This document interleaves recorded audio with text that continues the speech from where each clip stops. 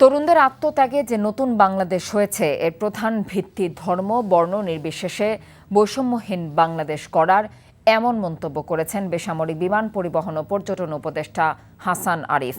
দুপুরে সবুজবাগ বৌদ্ধ বিহারে কঠিন চিবরদান অনুষ্ঠানে এসব কথা বলেন তিনি।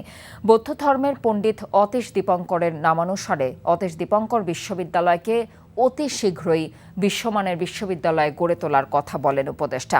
২৪ ঘন্টার মধ্যে সুতা কাটা শুরু করে কাপড় বয়ন, সেলাই ও রং করা সহ যাবতীয় কাজ সম্পন্ন করে বৌদ্ধ ভিক্ষুদের দান করা হয় থাকে বলে একে কঠিন চিবরদান হিসেবে অভিহিত করা হয়। প্রায় ২৫০০ বছর আগে গৌতম বুদ্ধের জীবদ্দশায় এই ধর্মীয় আচার প্রবর্তিত হয়।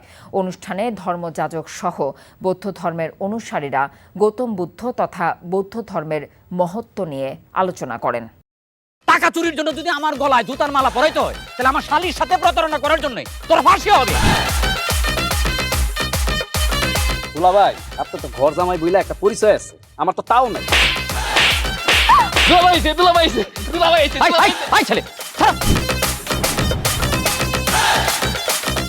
রাজনৈতিক ফ্যামিলির মেয়ে হয়ে ওই কাজ করবে।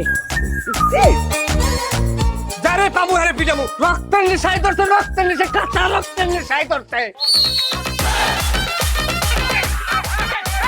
তোমার এই পলিটিক্স আমার বাম পকেটে থাকে। তোদের বউরে ঝামেলা পাকাই। এই বেটাই, আমি তখন বিয়ে করিনি।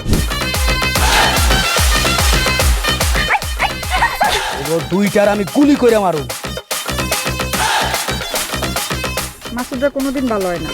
আপনার পোশাক আশাক দেখে কিন্তু আপনার তালুকদার বংশের লোক মনে হয় না আব্বা, আপনার মনে হয় যে আপনি ফকির বংশের লোক।